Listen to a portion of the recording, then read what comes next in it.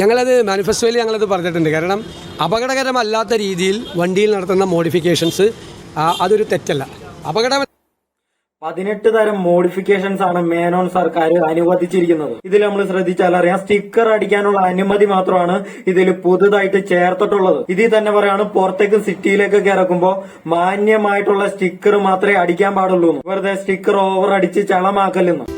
ഒറ്റ കണ്ടീഷനേ ഉള്ളൂ, പൊതുസ്ഥലത്ത് പ്രദർശിപ്പിക്കാവുന്ന തരത്തിലുള്ള മാന്യമായിട്ടുള്ള സ്റ്റിക്കറുകളായിരിക്കണം. അപ്പൊ സ്വാഭാവികമായിട്ടും നമുക്കൊക്കെ ഉള്ള ഒരു സംശയമാണ്, ഈ മാന്യമായിട്ടുള്ള സ്റ്റിക്കറും കൊള്ളില്ലാത്ത സ്റ്റിക്കറും തിരിച്ചറിഞ്ഞ് MVD എങ്ങനെ മറ്റുള്ളവരെ കൊണ്ട് പെറ്റി അടപ്പിക്കും? അതുപോലെ തന്നെയാണ് ലൈറ്റിന്റെ സ്പീക്കറിന്റെയും കാര്യത്തിൽ പോലും ഇവര് മാറ്റം കൊണ്ടുവന്നിരിക്കുന്നത്. ഒന്നെങ്കിൽ ഇതൊക്കെ ചെയ്യാൻ പറ്റുമോ അല്ലെങ്കിൽ ചെയ്യാൻ പറ്റില്ല എന്ന് തീർത്തും പറയണം. ഇത് എത്ര വേണമെങ്കിലും സ്പീക്കർ വയ്ക്കാം, പുറത്ത് സൗണ്ട് കേൾക്കാൻ പാടില്ല എന്നാണ് ഇവർ പറയുന്നത്. മനസ്സിലാക്കണം, ഇതൊക്കെ കേരളത്തിൽ ഓൾറെഡി ഉള്ള നിയമങ്ങൾ തന്നെയാണ്. വണ്ടിയുടെ ഉള്ളിൽ സെറ്റ് വെച്ച് പാട്ട് വയ്ക്കാതെ പോണ ഒരു വണ്ടികൾ പോലും നമ്മുടെ നാട്ടിലില്ല. അതുപോലെ 50% വരെ കാഴ്ച മറിക്കാവുന്ന സൺഫിലിംഗ് ഗ്ലാസ്സിൽ ഒട്ടിക്കാവുന്നുള്ളത്. അതുപോലെ പ്രത്യേക അനുമതിയോടുകൂടി വണ്ടിയുടെ പെയിന്റ് മാറ്റാം.